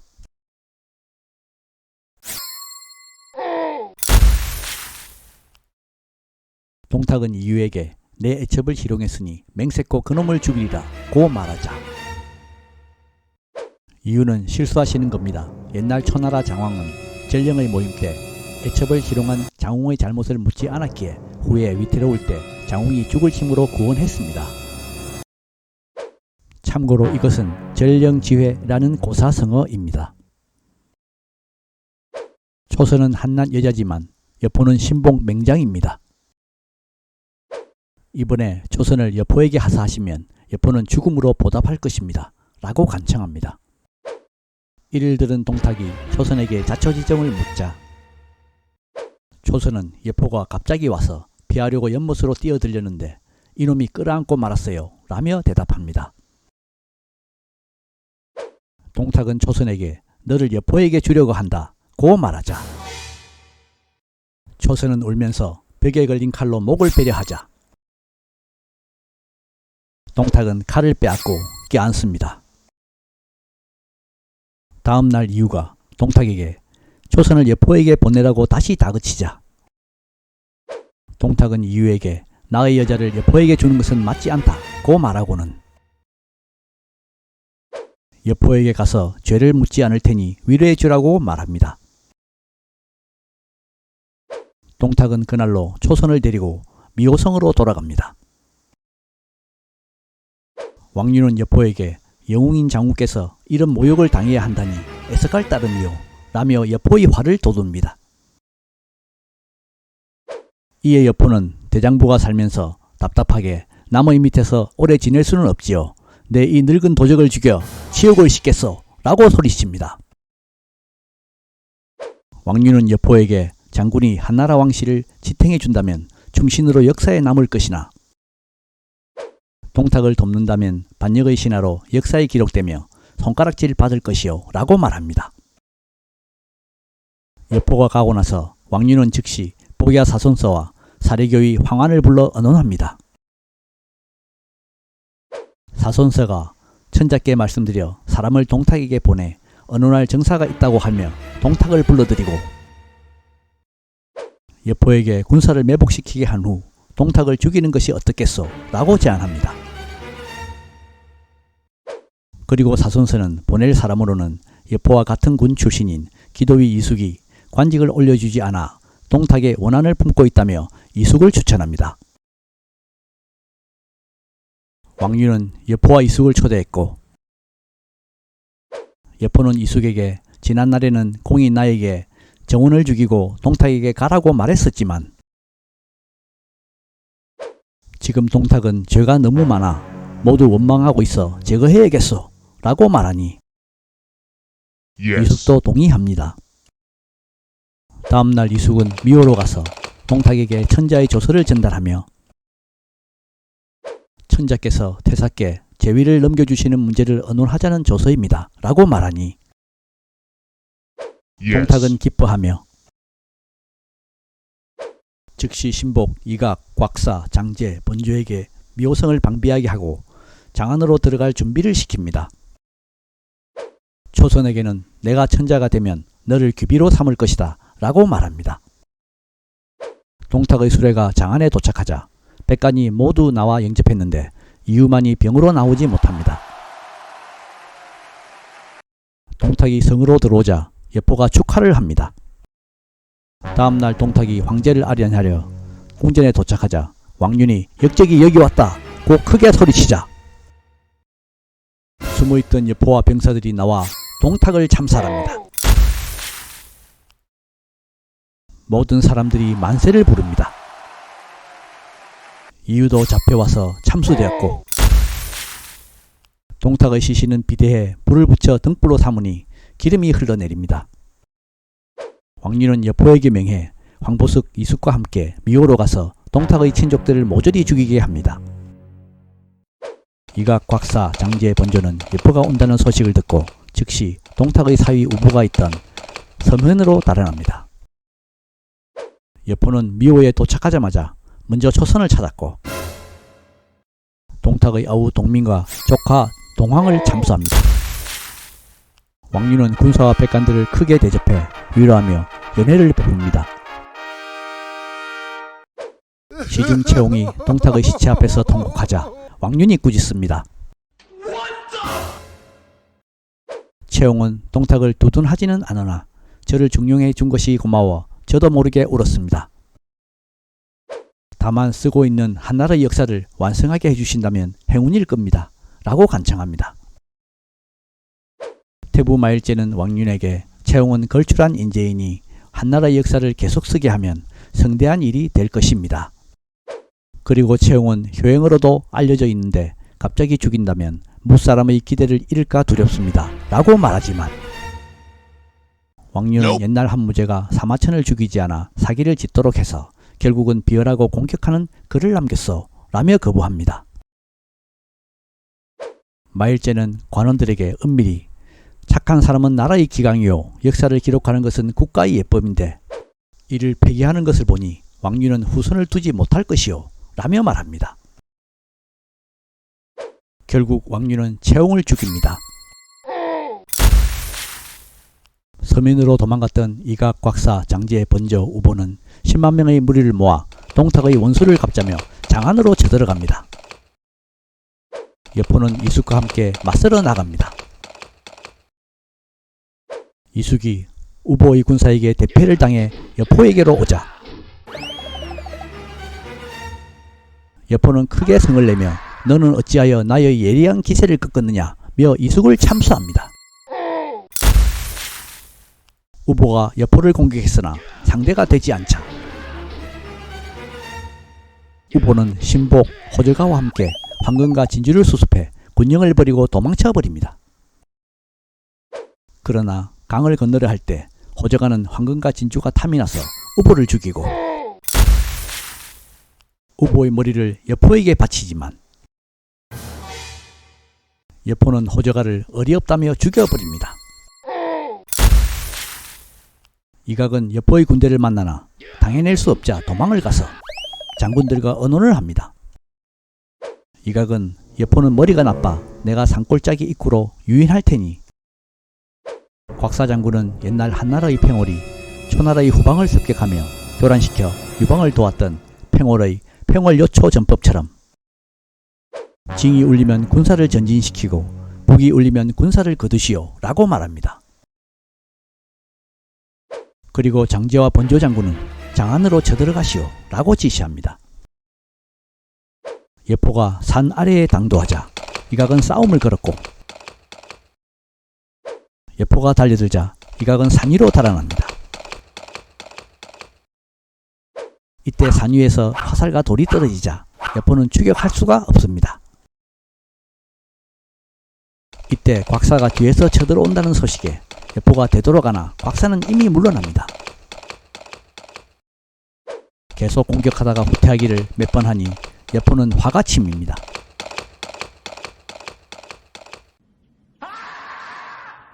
이럴 때 또 장제와 번조가 장안을 침범한다는 소식에 다시 장안으로 돌아가려는데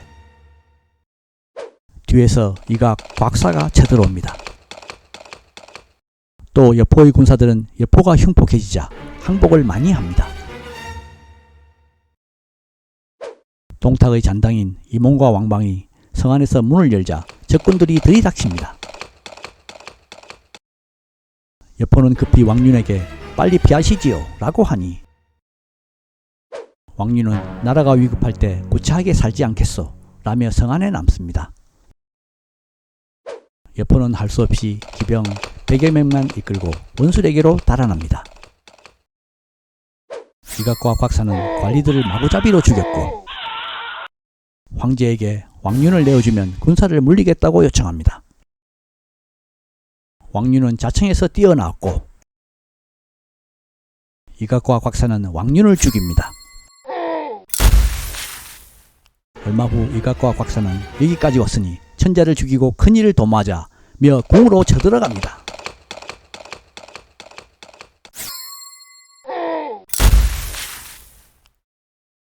이각과 곽사가 헌제를 죽이려 하자 장제와 번조는 먼저 제후들을 제거한 후에 죽여야 한다고 간언합니다. 그리고 이각 등 4명은 황제의 자기를 요구해 조정과 군사를 통솔할 자기를 받고는 물러납니다. 또 이들은 동탁의 시신을 찾아 미호성에서 크게 제사를 지내줍니다. 한편 이각과 곽사는 대권을 장악하자 백성을 학대했고 황제를 감시합니다. 또 백성의 기대를 얻어야 한다며 주준을 태복에 임명하고 함께 정사를 돌봅니다. 어느 날 양주자사 마등과 변주자사 한수가 10만 명을 이끌고 역적을 토벌하겠다며 장안으로 쳐들어갑니다. 마등과 한수는 미리 은밀히 궁궐의 마우, 충소, 유범 3명과 내통합니다. 모사 가우는 이각에게 마등과 한수는 멀리서 오기 때문에 성을 굳게 지키면 100일도 못 되어 군량이 떨어져 물러갈 것이니 그때 추격하면 됩니다 라고 조언합니다. 그러나 이몽과 왕방은 이에 반대하며 정예병 1만 명으로 승리를 장담하여 가우는 할 수 없이 장제 번조는 장안 서쪽 200리 떨어진 험한 주질산에 주둔시키고 이몽고 왕방은 기다렸다 적을 맞서게 하라고 조언합니다. 이몽고 왕방은 장안에서 280리 떨어진 곳에 군영을 세웁니다. 마등과 한수 쪽에서는 17세의 마등의 아들 마초가 달려나오자 왕방은 어리다고 얕잡아 보다가 창에 찔려 떨어집니다. 마초가 진으로 돌아갈 때 이몽은 마초를 뒤쫓았는데 마초는 모르는 척 하다가 이몽이 다가오자 몸을 피하면서 이몽을 사로잡은 후 죽입니다. 이몽과 왕방이 마초에게 죽자 이것과 각사는 가우의 말을 듣고는 수비만 할 뿐이었고 양주의 군사들은 2달이 못되어 식량이 떨어져 회군을 상위 중이었습니다. 이때 장안성 안의 마우의 하인이 마우, 유범, 충소가 마등과 내응했다고 고발하자 이각과 곽사는 3명을 참수해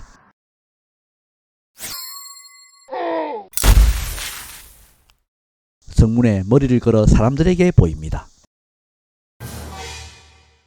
마등과 한수는 마우도 죽어 퇴각할 수밖에 없자 이각과 곽사는 장제에게 마등을 쫓게 했고 번조에게는 한수를 쫓게 해 양주군대는 대패합니다. 마초는 죽기로 싸워 장제를 물리쳐 퇴각시킵니다. 번조는 한수를 쫓아 진창 근처에서 거의 다 따라잡았을 때 한수가 말을 겁니다. 나와 공은 같은 고향 사람인데 어찌 이토록 무정하오? 번조는 명령이라 어쩔 수가 없어 라고 대답합니다. 다시 한수가 나도 국가를 위해 여기 왔는데 한번 봐주시오 라고 하니 번조는 군사를 돌려 돌아가 버립니다. 이것을 본 이각의 조카 이별이 이각에 보고하여 이각이 번조를 죽이려 하자 가후가 아직 인심이 안정되지 않았으니 연회를 베푼 후 번조를 죽이시지요 라고 조언하여 이각은 장조와 번조를 불러 연회를 연 후에 번조의 목을 베어버립니다.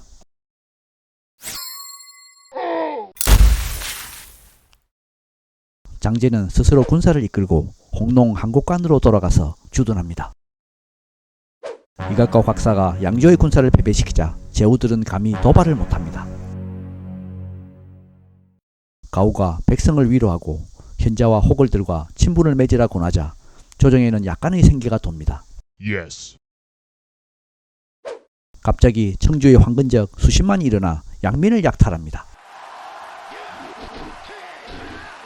태복주주는 동군태수 조조를 추천합니다.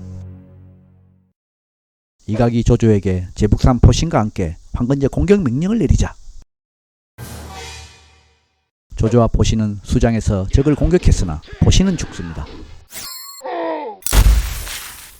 조조가 제북까지 적을 추격하자 항복한 자가 수만이었고 조조는 즉시 항복한 적들을 선봉으로 하니 100여일 만에 항복병이 30만, 남녀가 100만이 됩니다. 그중 정예병을 선발해 청주병이라 부르고 나머지는 모두 고향으로 보냅니다. 조정에서는 조조를 연주목에 임명합니다. 조조는 연주에 있으면서 인재를 받아들입니다. 한 명은 순흑으로 이전에 원소를 섬기다 원소를 버리고 조조에게 온 자입니다. 순흑과 이야기를 나눠본 조조는 이 사람이 나의 자방이로다 라며 기뻐하며 사마로 임명합니다. 또 조조는 함께 온 순흑의 조카 순유를 상서로 임명합니다. 순흑은 정욱을 추천하고 정욱은 곽가를 추천하고 곽가는 광무제 유소의 직계자손 유엽을 추천하고 유엽은 만총과 역건을 추천하자 조조는 이 둘을 군중 종사로 임명합니다. 만총과 역건은 모계를 추천했는데 조조는 모계도 종사로 삼습니다. 또 우금이 군사 수백 명을 이끌고 왔는데 무예가 출중하자 조조는 군사마로 임명합니다. 하우돈이 기골이 장대한 전의를 데려옵니다. 장막을 따르다 화합하지 못해 수십 명을 죽이고 도망친 걸 데려왔다고 합니다. 전의는 80근 두 가닥 칠극을 나는 듯이 휘두르는 시범을 보입니다. 이를 본 조조는 옛날 상날의 악내로구나 라며 감탄하며 하우돈의 사마로 임명합니다. 이때부터 조조의 부하에 지모가 뛰어난 모사들과 맹장들이 있게 되어 조조의 위엄이 연주를 제압합니다.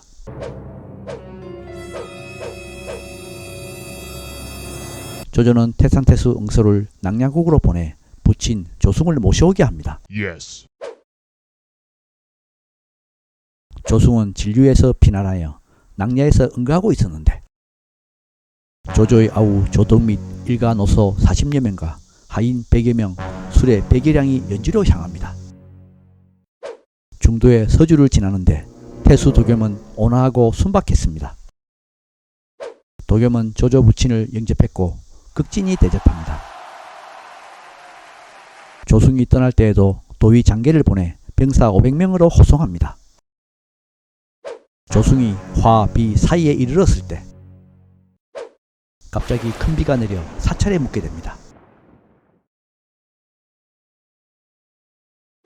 이때 장계는 부하들에게 우리는 본래 황건의 무리로 도겸에게 의지하고 있지만 불만이 많으니 조승 일가를 죽이고 재물을 빼앗아 달아나자 고 말한 후 조승과 조덕을 죽이고 재물을 가지고 회남으로 달아납니다. 태산태수 응소는 간신히 도망을 쳐서 원소에 의탁합니다. 조조는 이 소식을 듣고는 통곡하며 도겸이 부친을 죽였으니 서주를 쓸어버려야겠다 며 말하고는 순욱과 정욱에게 견성, 범현, 동화, 세현을 방비하게 하고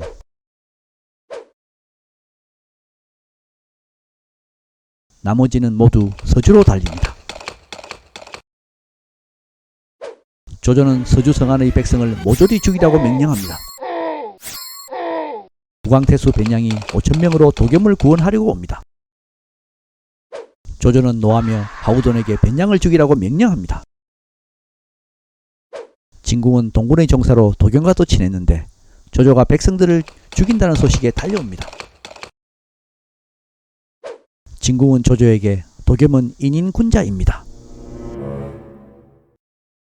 부친을 살해한 것은 장계의 악행입니다.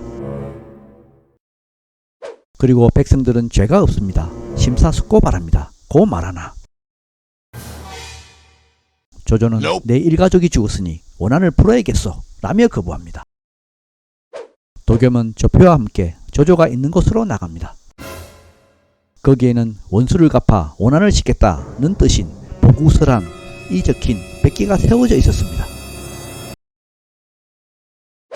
도겸은 조조에게 장계가 도적의 심벌을 고치지 않아 벌어진 일로 저와는 상관없으니 화를 푸십시오 라고 말했으나 조조는 화를 내며 도겸을 잡으라고 명령하자 하우돈이 달려나갑니다. 이때 조표가 나서서 대적하다가 서로 물러섭니다.